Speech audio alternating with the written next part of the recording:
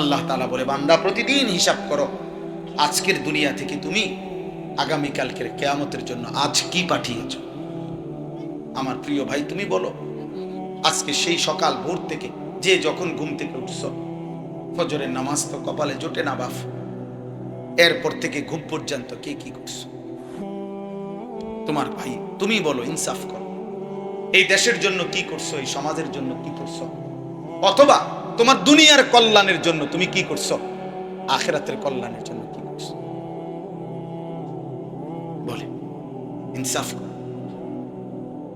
একজন মুসলমান 365 দিন, এক বছর কোনদিন ফজরের নামাজ পড়বা না, তুমি মুসলমান? তুমি মুসলমান? আল্লাহর কসম, নবী বলছে লা ইয়াশহাদুহুমা মুনাফিকুন। নবীজি বলছে এশার নামাজ এবং ফজরের নামাজ যে পড়ে না, রব্বে কাবার কসম, নবী বলছে সে মুনাফিক। মুনাফিক, মুনাফিক বেটা, মুনাফিক, মুনাফিক বেটা, মুনাফিক। বুখারী মুসলিমের হাদিস, নবী বলছে ইন্না আসকালা সালাতিন আলাল মুনাফিকিন সালাতুল ইশা ওয়া সালাতুল ফজর ওয়ালাউ ইয়ালামুনা মা ফীহিমা লাআতাউহুমা ওয়ালাউ হাববান। নবীজি বলেন, যারা যারা মুনাফিক তাদের জন্য সর্বদা দুইটি নামাজ মসজিদে জামাতে আদায় করা সবচেয়ে কঠিন। একটা হলো এশার নামাজ, একটা হলো ফজরের নামাজ। আসকাল, আসকাল, সবচেয়ে ভারী। এবং নবীজি বলেন, হায় উম্মত, এশার নামাজ আর ফজরের নামাজ আল্লাহর কি পরিমাণ রহমত বর্ষিত হয় যদি বুঝতা, তাহলে যার পাও নাই সে প্রয়োজনে কনুই এবং হাঁটু দিয়া হামাগুড়ি, বাচ্চা হাঁটবার আগে যেরকম কনুই এবং পাও দিয়া ভর দিয়া যেমনে যেমনে আজ্ঞায়, এটা কি কয়, হামাগুড়ি বলে বাংলা ভাষায়, এরকম। অথবা বলেন না যে ধরেন না ক্র্যাচে করে হলেও, আরেকজনের কাঁধে ভর দিয়া হলেও, হায় উম্মত, যদি বুঝতা এশা এবং ফজরের নামাজে কি পরিমাণ আল্লাহর রহমত বর্ষিত হয়, তাহলে তুমি হামাগুড়ি দিয়ে হলেও মসজিদে যাওয়ার চেষ্টা করতে। রাসূলুল্লাহ সাল্লাল্লাহু আলাইহি সাল্লামের সাহাবী ছেলেরা, শোনো বাপ, শোনো, মনে করো কোনদিন এই বন্ধুর কথা মনে করো যে এক বন্ধু তোমার করে বলে গেছিলাম, এক প্রিয় ভাই বলে গেছিলাম, বলে গেছিলাম। রাসূলুল্লাহ সাল্লাল্লাহু আলাইহি সাল্লাম কি পরিমাণ গোসা হইলে, যিনি রাহমাতুল লিল আলামিন, দয়ার মায়ার সাগর যে নবী, তিনি বলছেন আমার যে উম্মত 5 ওয়াক্ত নামাজে যত্নবান হইলা না, নবী বলছে গোসা করে, মনে রাখিস না ফরমান, হাসরের ময়দানে তুই ফেরাউনের সাথে দাঁড়াবি, কারুনের সাথে দাঁড়াবি, হামানের সাথে দাঁড়াবি, উবাই ইবনে খালাফ, আরবের কুরাইশদের সবচেয়ে নিকৃষ্ট কাফের বেঈমান, তার সাথে দাঁড়াবি। এখন বলেন, একটা ছেলে বলো, একজন বাবা বলেন, আপনার ছেলে তো আপনারই ছেলে, এই ছেলেগুলো তো নর্থ বেঙ্গলের না, এগুলো উত্তরবঙ্গের ছেলে, এগুলো চিটাগাং থেকে আসছে এখানে, আপনাদেরই ছেলে, আশপাশের সন্তান আপনাদের। আমি দাঁড় করাই, আমার দায়িত্ব দেন, আমি দাঁড় করাই বেনামাজি। বেনামাজি নাফরমানের চেহারা দেখলেই তো বোঝা যায়, এই অসভ্যের চেহারা দেখলে তো বোঝা যায় রস কষ নাই, দয়া মায়া নাই। অহংকারের চেহারা দেখলে তো প্রত্যেক বেনামাজি অহংকার, কোরআনের আয়াতে স্পষ্ট আছে। যার কপালে সেজদা নাই ও বেয়াদব, ও যদি শুদ্ধ কথার আব্বাও কয় ও বেয়াদব, ও অহংকারী, অহংকারী। আল্লাহ তাআলা ইবলিসকে বলছে, ইবলিস সেজদা করলা না, ফামা ইয়াকুনু লাকা আন তাতাকাব্বারা ফিহা, কোরআন শরীফের আয়াত। আল্লাহ বলছে এত বড় অহংকার করা আমার সামনে কি করব। ইবলিসকে ফখরুজ, অতএব বের হ শয়তান, যা, ফাইন্নাকা রাজিম, আজকে থেকে সেজদা দিলি না নাফরমান, আজকে থেকে তুই অভিশপ্ত, যা। ইবলিসকে বিতাড়িত করা হয়েছে কোন দিন? সেজদা করে নাই যেদিন। কথা বলে না, কোন দিন? ওয়া ইন্না আলাইকা লানাতা ইলা ইয়াউমিদ্দিন। আল্লাহ বলছে ইবলিস আজকের থেকে নিয়ে কিয়ামত দিবস পর্যন্ত তোর উপরে আমি আল্লাহর লানত, লানত লানত। যার কপালে সিজদা নাই তোর উপরে আল্লাহর লানত, লানত। কেন সিজদা দিবি না নাফরমান? এত বড় মালিককে সিজদা না দেয় কেমনে? কি মেম্বার মনে করছো? এটা চেয়ারম্যান মনে করছো? মাতবরি দেখাও। এত বড় মালিক, এত বড় রব, এত বড় আল্লাহ, 24 ঘন্টা যিনি গোটা কায়নাত দিয়ে আমারে তোমারে লালন পালন করে, এমন মালিককে সেজদা না দেয় কেমনে? এত বড় গাদ্দার মানুষের বাচ্চা হয় কেমনে? যদি একটা আসার মারে ফেরেশতা, আল্লাহ চাইলে পারে না? কথা বলে না কেন? পূর্ববর্তী জাতির নাফরমান অবাধ্যদেরকে আল্লাহ ধ্বংস করে না? তো তোমার যদি একটা টানা ছটকো না দেয়, একজন ফেরেশতা এশার নামাজ না পড়ে যে বাতের থালা লইয়া বসছো, জিব্রাইল এসে যদি একটা গারসাই একটা ছটকনা মারে, থাপ্পড় মারে, যে বাতিজার ফুত ঘটনা কি? কেন বসলি খানা খাইতে? কি হবে তখন? একটা লাথি দিলে আফ্রিকার জঙ্গলে গিয়ে পড়বা। জিব্রাইল ফেরেশতার এক হাত দিয়ে, বাম হাতের তালু দিয়ে জিব্রাইল ফেরেশতা মাটির নিচে হাত দিয়ে আলগি দিছে। লূত আলাইহিস সালামের কওমের পুরা জাতি, তাদের ঘর বাড়ি, বাচ্চা কাচ্চা, তাদের কুকুর বিড়াল গরু ছাগল সব কিছু নিয়া 7 তবক মাটি আসমান উঠে এলেছে। প্রথম আসমানের কাছে নিচে গা।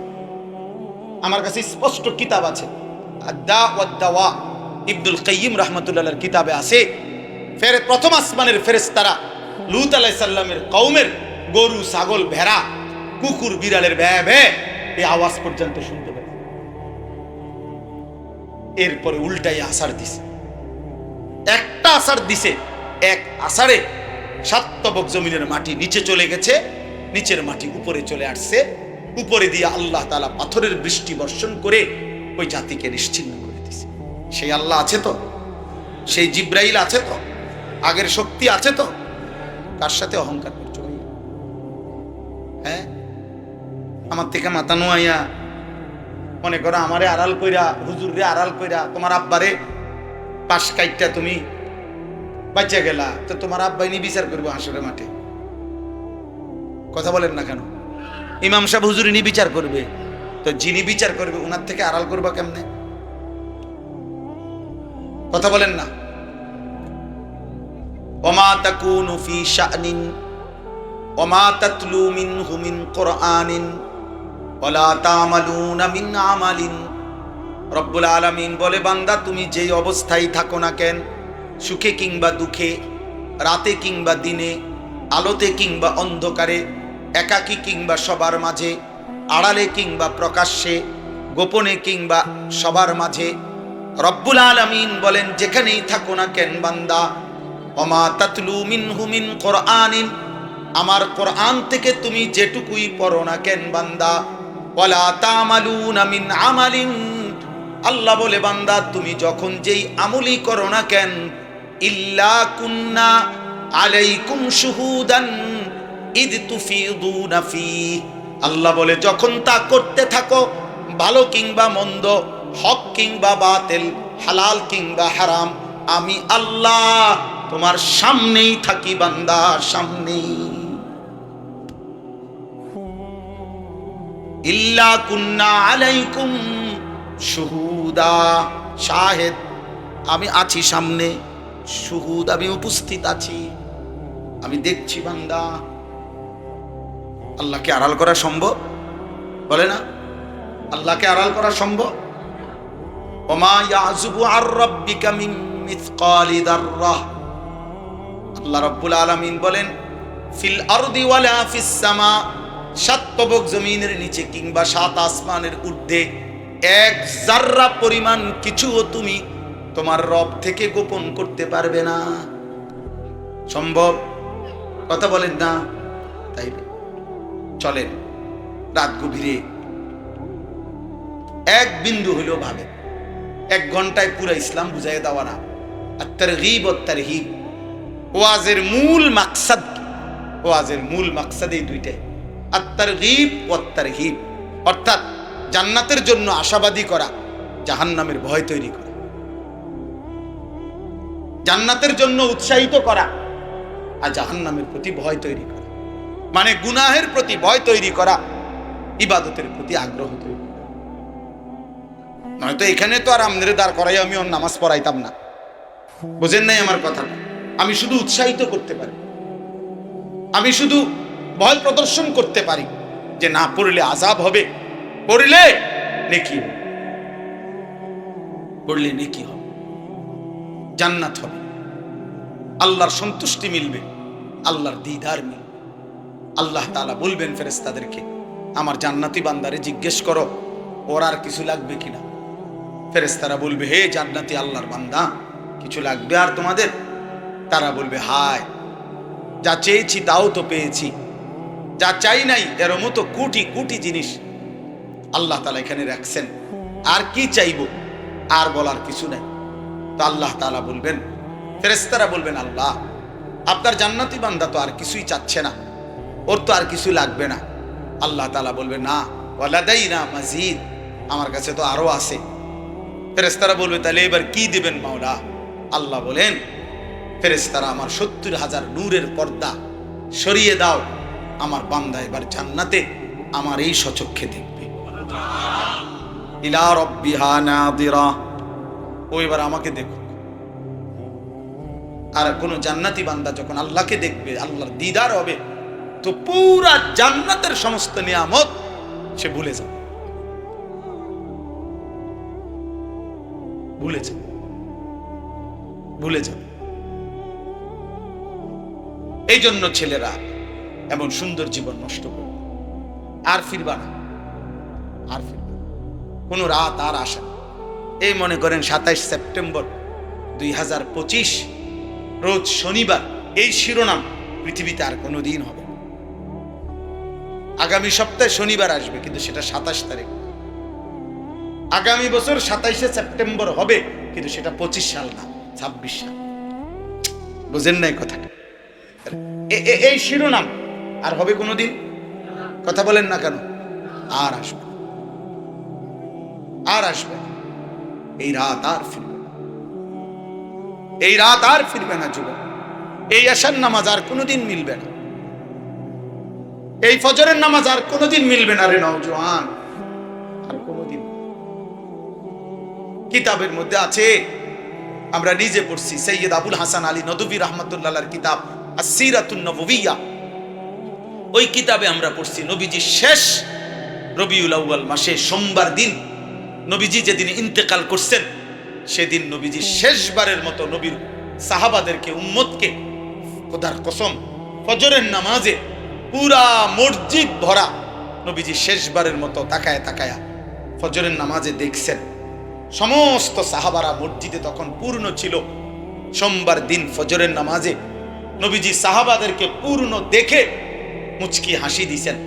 আর হযরত আয়েশাকে বলছেন, নবীজির স্ত্রীর বুকে মাথা রাখা অবস্থায় ছিলেন, বলছেন, আয়েশা, আমার 23 বছরের মেহনত সার্থক। আয়েশা, এমন একটা সুন্দর দৃশ্য দেখার জন্য আমি তায়েফের ময়দানে অঝরে রক্ত ঝরাইছি, আমি পেটে 2টা পাথর ভাঙছি ক্ষুধার কষ্টে, আমি রাতের পর রাত আমার উম্মতের জন্য চোখের পানি ফেলে কেঁদেছি, উহুদের দান দান শহীদ করার দেহ নিয়ে রক্তাক্ত হয়ে বেহুশ হয়ে আমি ঘন্টার পর ঘন্টা পড়েছিলাম। আয়েশা, স্বপ্ন ছিল আমার উম্মত শতভাগ নামাজ পড়বে। আজ আমি ফজরের নামাজে আমার উম্মত, আমার সাহাবা শতভাগ মসজিদে দেখছি, আমি খুশি। আমার 23 বছরের রক্ত সার্থক, আমার চোখের পানিও সার্থক, আমার পাথর বাঁধা ক্ষুধার কষ্ট সার্থক। এরপরে ক্ষুধার কসম, প্রিয় ছেলেরা, বাপ, যদি মানুষের বাচ্চা হও, মুসলমানের বাচ্চা হও, যদি আখিরি নবী মুহাম্মদ সাল্লাল্লাহু আলাইহি সাল্লামের উম্মত হও, যদি পবিত্র কোনো মায়ের দুধ পান করে থাকো, যদি ইসলামের এক ফোঁটা রক্ত বুকে থাকে, তাইলে মনে রাখো, নবীজি তখন শেষবারের মতো খুশি হইয়া ফজরের নামাজে দেখা, এরপরে আল্লাহর নবী 2 হাত তুলে বলছে, আল্লাহুম্মা রফিকাল আ'লা, এই মাওলা, এবার আমি আপনার কাছেই যেতে চাই, আমার আর কোনো সমস্যা নাই, আর কোনো পেরেশানি নাই, আমার উম্মতকে আমি শতভাগ নামাজের জামাতে দেখছি আল্লাহ, অতএব আমি এখন আপনার কাছে ফিরতে, আপনি বন্ধুর কাছে ফিরে যেতে আমার আর কোনো আপত্তি নাই। কসম খোদার, সেই দিন সোমবার আল্লাহর নবী সাল্লাল্লাহু আলাইহি সাল্লাম দ্বীপ প্রহরের সূর্য পশ্চিম দিকে হেলবার আগেই, মানে জোহরের ওয়াক্ত হওয়ার আগেই রাসূল পাক সাল্লাল্লাহু আলাইহি সাল্লাম ইন্তেকাল করেছে।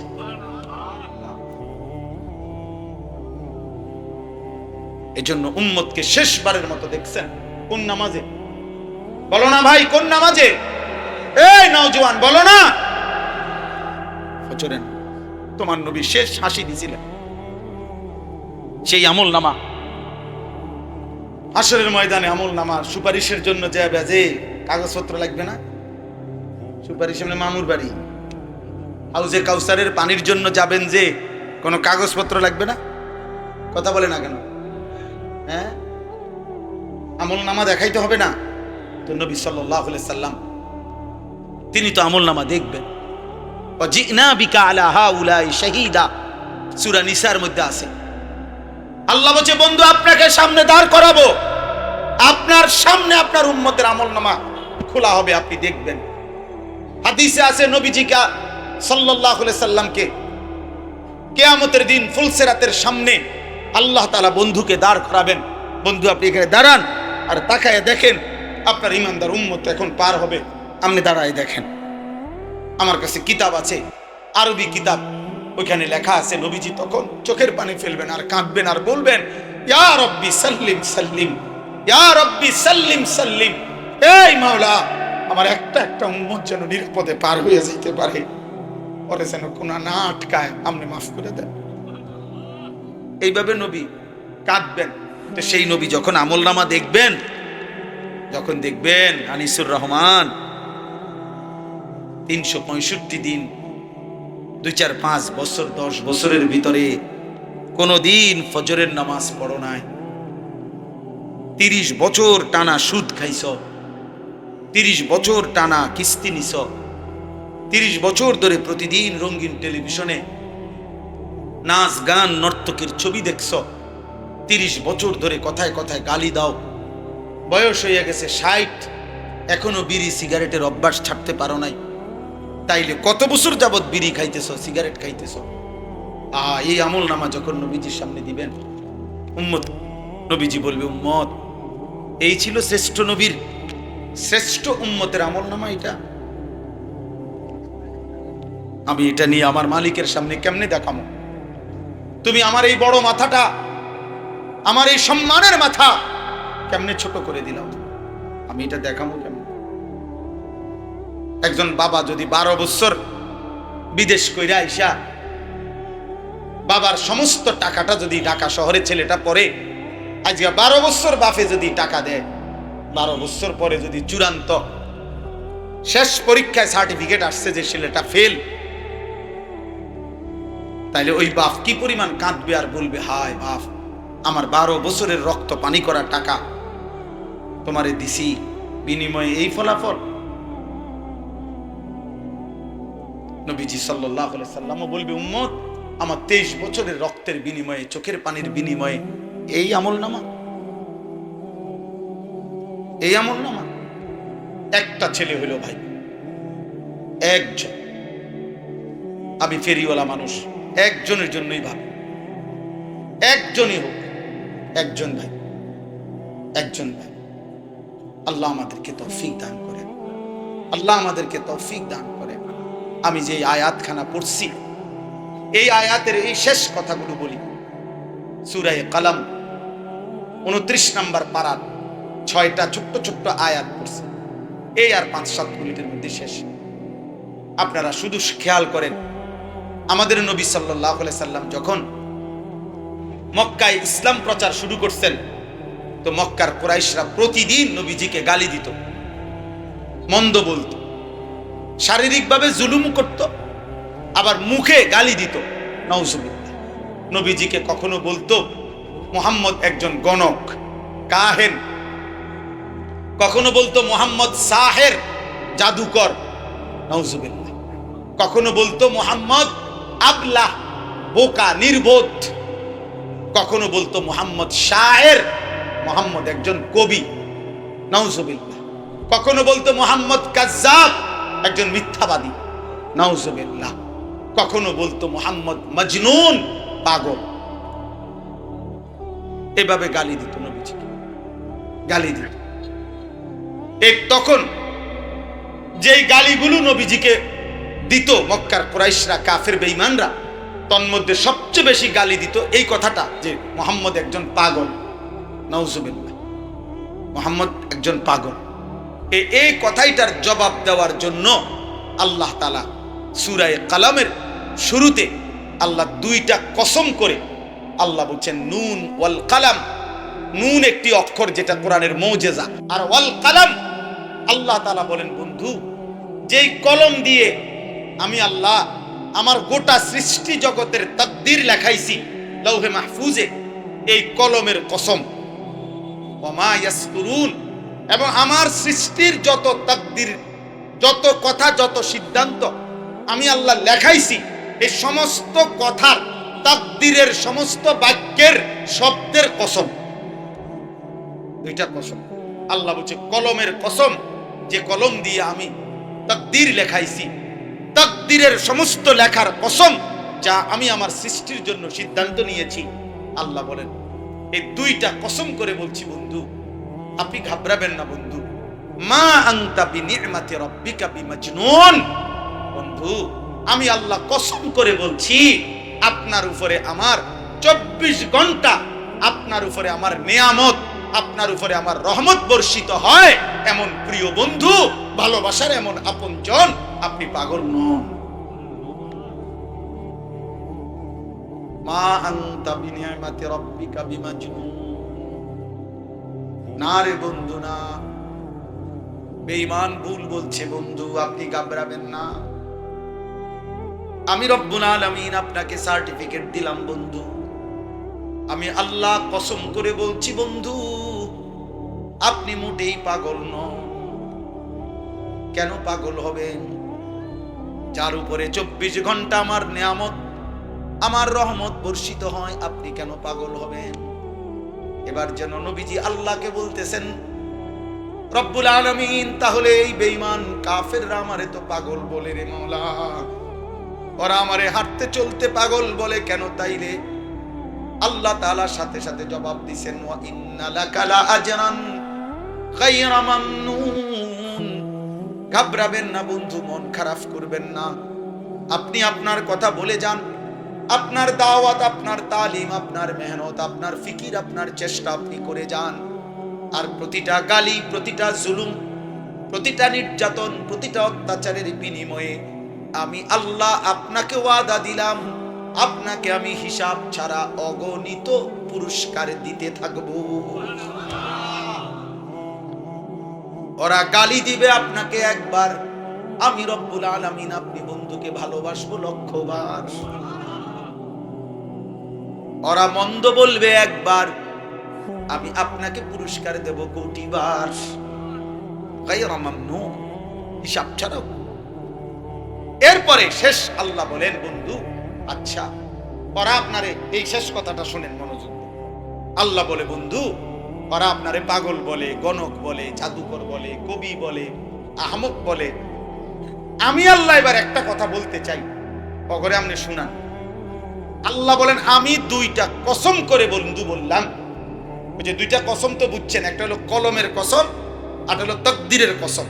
আল্লাহ বলেন এই 2টা কসম করে বলছি, ওয়া ইন্নাকা লাআলা খুলুকিন আযীম।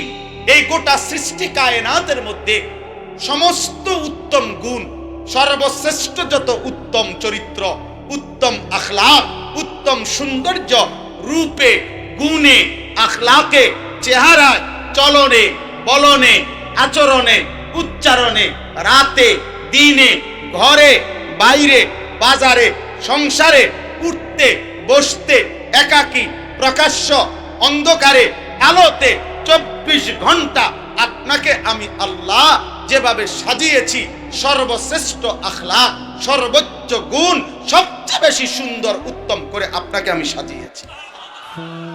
আমি এবার এটা চ্যালেঞ্জ করলাম বন্ধু, অগরে শুনায় দেন, আপনার 63 বছর আমি আল্লাহ সাজায় দিছি, আপনার রাত আমি সাজিয়েছি, আপনার দিন আমি সাজায় দিছি, আপনার হাসি আমি সাজায় দিছি, আপনার কান্না আমি সাজায় দিছি, আপনার চুল আমি সাজায় দিছি, আপনার চেহারার ডিজাইন আমি সাজায় দিছি, আপনার চরিত্র আখলাক আমি সাজায় দিছি। এবার বেঈমানদেরকে বলেন, কিয়ামত পর্যন্ত আমি কসম করে আল্লাহ চ্যালেঞ্জ করলাম, আমি বন্ধু আপনার জীবনের 63 বছরের মধ্যে 1 সেকেন্ডের উপরে বলেন একটা লাল কালির দাগ বসাই বলেন, ওয়া ইন্নাকা লাআলা খুলুকিন আযীম, আপনাকে আমি সর্বশ্রেষ্ঠ সর্বোত্তম চরিত্রে আখলাকে আমি আল্লাহ সৃষ্টি করেছি। এজন্য তিনি এমন রাসূল দোস্ত আল্লাহ করে এত বড় নিয়ামত দিছিলেন, ঠেলাঠেলি করেন লাগে, সুন্নি ওয়াহাবি পিটাপিটি করেন লাগে, জিলাপি আর বিরিয়ানি লইয়া কন্যাকন্যি করেন লাগে, 23 বছরের চোখের পানি বিনিময়ে বিরিয়ানি আর জিলাপি, না না না ভাইয়া, এমন শ্রেষ্ঠতম নবী আল্লাহ করে এ ঠেলাঠেলি করেন লেগে দিছেন। এমন শ্রেষ্ঠতম নবী আল্লাহ তাআলা আমাদেরকে মহব্বত করে দিয়েছেন। আমরা কিতাবে পড়ছি সমস্ত উত্তম গুণ, মনে করেন ধৈর্য এটা একটা উত্তম গুণ কিনা, সাহসিকতা এটা একটা উত্তম গুণ কিনা, কথা বলেন না কেন?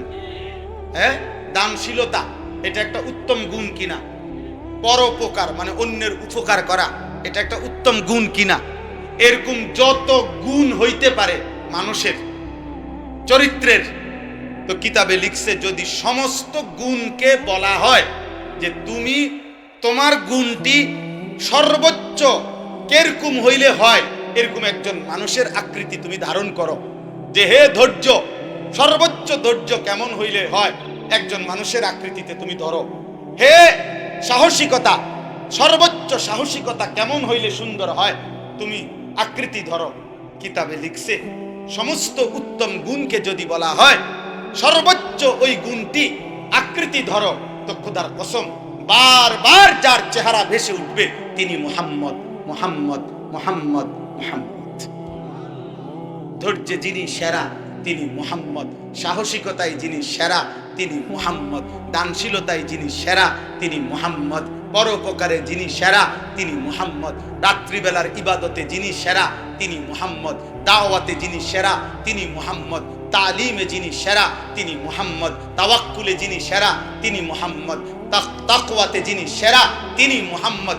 হর গুণে আমাদের নবী সাল্লাল্লাহু আলাইহি সাল্লাম তিনি সেরা, তিনি শ্রেষ্ঠ, তিনি সর্বোত্তম। আছে খুবা হামাদারান তু তানহা দারা। আল্লামা ইকবাল বলছে, হে নবী, ১৬ লক্ষ নবীর যত গুণ আছে সব যদি আপনার মাঝে দেখি আপনি একাই সব।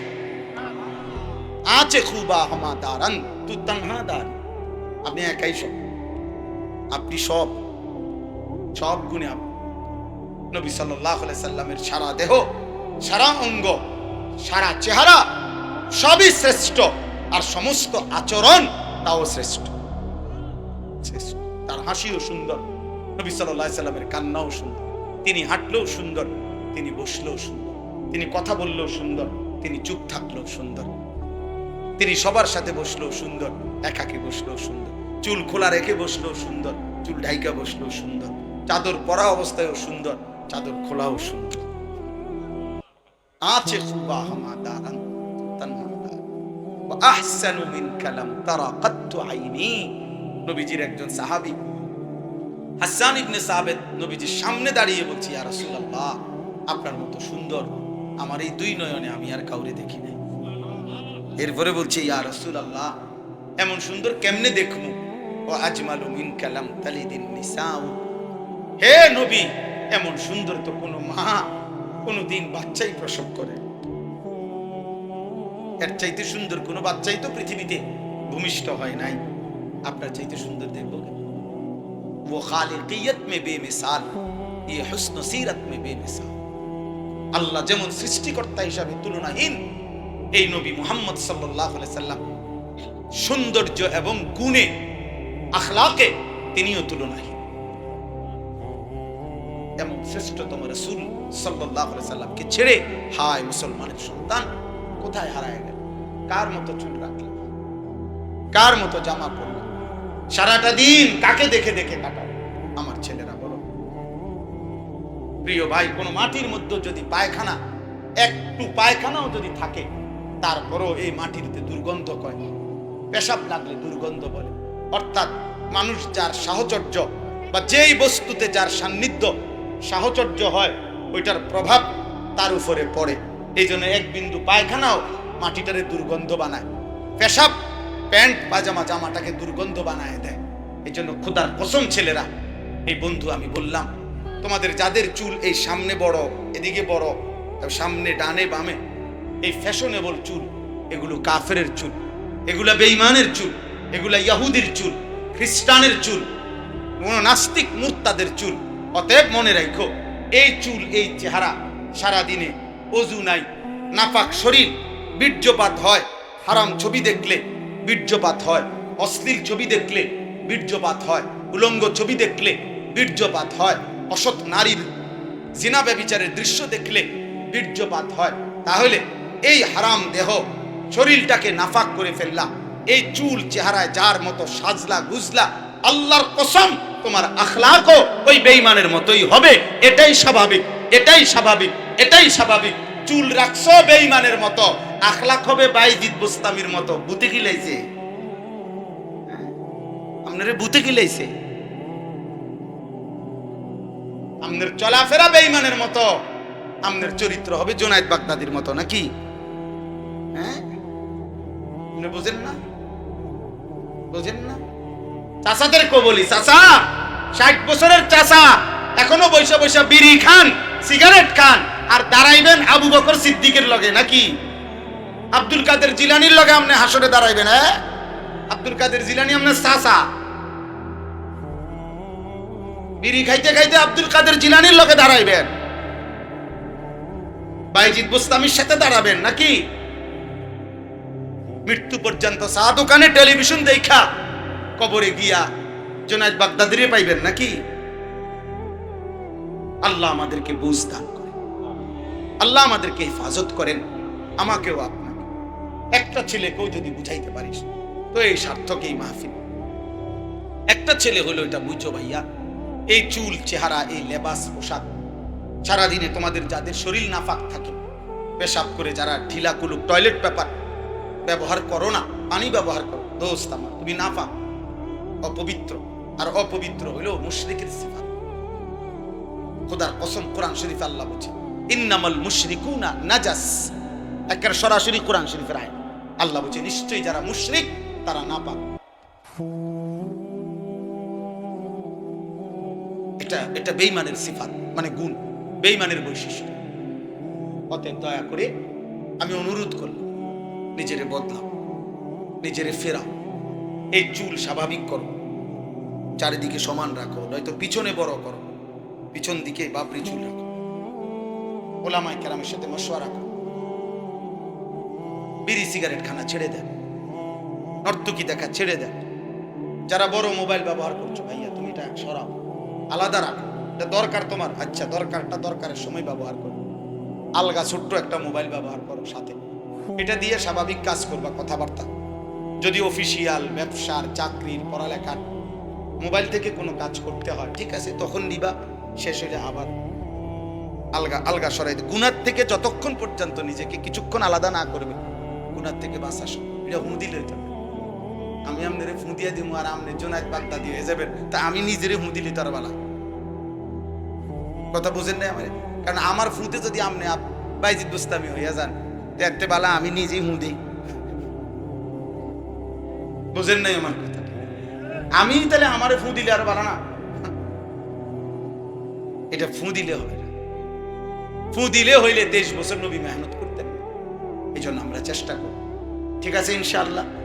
ছেলেরা বাপ, আগামীর পৃথিবীতে ইসলামের বিজয় যদি কেউ চায়, সারা পৃথিবী ব্যাপী, দোস্ত বাংলাদেশ হিসাব করলে হইতো না, এই রাজনীতি হিসাব করলে শুধু এ কদ্দুর নিয়া, বাংলাদেশ নিয়ে হিসাব করলে এক মুমিন আমি করতে পারি কদ্দুর আমি জানি না, কিন্তু আমার স্বপ্ন দেখতে হবে সারা পৃথিবী আমার কর্মক্ষেত্র। একজন মুমিন সারা পৃথিবীর স্বপ্ন। অতএব সারা পৃথিবী ব্যাপী আল্লাহর দ্বীনের বিজয়ের জন্য আমাদেরকে সেজদাওয়ালা হইতে হবে, আমাদেরকে ফজরের নামাজে অভ্যস্ত হইতে হবে।